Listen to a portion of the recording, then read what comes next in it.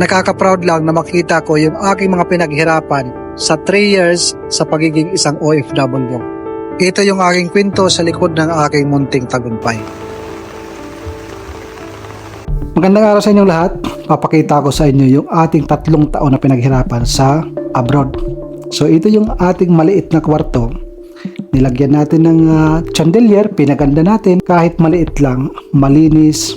Pag tayo ho ay nanonood ng TV para tayo nasa hotel. So yun po yung aming ginawa ni Mrs. Mapakita ko sa inyo yung aming mga pinaghirapan sa 3 taon sa abroad. So ako ho ay nagtrabaho ng 7 years sa abroad. But hindi ko yun kinikwinta yung 4 na taon. Bakit? Yung 4 na taon mga kaibigan is hindi po naging madali or napadali yung ating mga pangarap.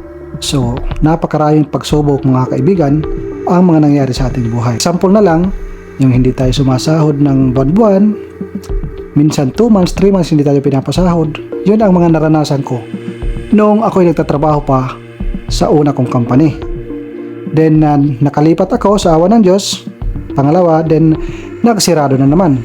Tapos ngayon, napakaganda yung binigay sa atin ng Panginoon dahil nagkaroon tayo ng magandang sahod, magandang trabaho, ganun pa rin, flower arrangement pa rin, flower maker pa rin, but yung ating amo maganda magbigay ng sahod, mabait. Sa 3 taon na yon sa aking pagtatrabaho doon sa aking bagong company, ito ho yung ating naipundar. At kasama ko sa pagpundar ito, siyempre ang aking misis. Hindi ko ito magagawa kung wala yung aking misis, siyempre. Pakita ko sa inyo yung ating sasakyan na nabili. Ito naman yung ating Avanza 2024. Isa din to na bunga ng ating pagsisikap sa abroad.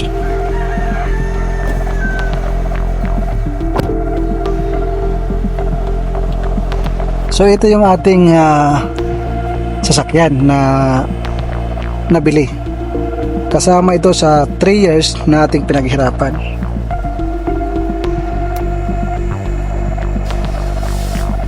Yan, di ba? Napakasarap pakinggan yung tunog. Alam niyo mga kaibigan, yung aking lang pangarap sa una is motor. XRM lang yung aking pangarap. Palagi kong dinadasal, kailan kaya ako makakaroon ng motor, makakabili nang ako'y bago pa lang sa abroad. Sabi ko, bago ako makauwi sa Pilipinas, kahit motor lang masaya na ako. But marami ang mga nangyaring mga pagsubok sa abroad habang ako'y nandun. So ako naman, ako'y madiskarte at sa tulong ng aking asawa, nalampasan ko yon. Nalampasan namin yung mga pagsubok.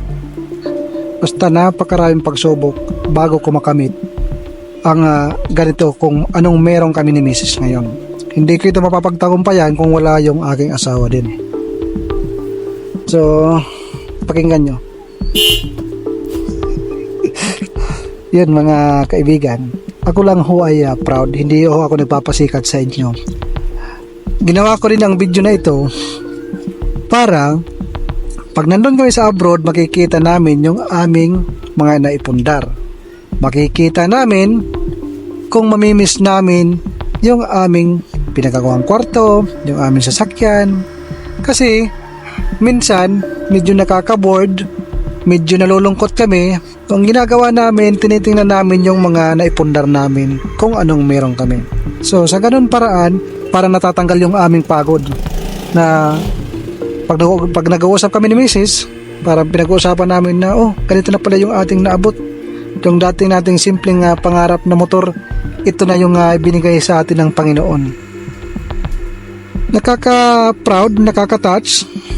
So thankful talaga ako na ito yung binigay sa akin kung anong meron ako ngayon. Kasi instead na XRM ang aking pangarap, XRM yung aking dinasal. Totoo yun mga kaibigan. Wala akong tinatawag kasi sinishare ko sa inyo yung aking parang masaya ako na binabahagi ko sa inyo. Yung aking dasal na motor naging sasakyan. At nakapagpagawa tayo ng parking, makikita nyo yung parking na ito, pinagawa ko ito para dito sa ating sasakyan.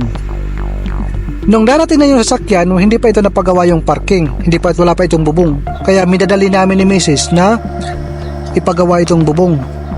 So kahit maliit lang ito mga kaibigan, mayroon tayong masasabing atin. Pag uwi natin sa Pilipinas is hindi na tayo magre-renta, meron tayong naipagawa na talagang masasabing atin. Kaya ako isinesira yung video na ito para sa mga OFW, lalo yung medyo hindi kalakihan ng sahod. Matuto po tayong magtipid, mag-savings, ano yung dapat unahin, at kung ano yung dapat paggastusan lang. Hindi lahat-lahat ibibigay kasi darating ang araw ikaw ay babalik sa Pilipinas. Darating ang araw at darating talagang araw ikaw ay babalik sa Pilipinas dahil ikaw ay Pilipino. Lalo na kung ikaw ay nasa Middle East na lugar. Di bali na lang kung ikaw ho ay nasa Europe, ikaw ay nasa Canada. Pero kahit na mga kaibigan, kahit na yung mga nasa Europe, nasa Canada, nasa US is nagplaplano pa rin bumalik sa Pilipinas. Kaya mas maganda talaga kung meron tayong sarili na pinagawa. Yung pira natin na pinagsikapan natin, pinagpaguran po natin, wag po natin sayangin sa ating mga kagustuhan lang na makabili ng bag, sapatos na magara, cellphone na magara. Para sa akin napaka-useless yun dahil ang panahon, pagdating ng 2 years, 3 years, maluluma yun. Ito, pag mayroon tayo nito is parang masasabi mo talaga na may nakita sa iyong pinaghirapan. So labas muna tayo dito mga kaibigan at kami po ay magpapaalam muna sa Pilipinas dahil bukas ng alas 6 ng umaga lilipad kami ni Mrs. papuntang Qatar. So nandun yung aming trabaho, back to reality na naman. Napakaulan, hindi tayo makalabas. Tignan nyo na yan, grabe yung ulan dito sa Pilipinas. Pero sulit naman yung 1 month na ating yung ating bakasyon.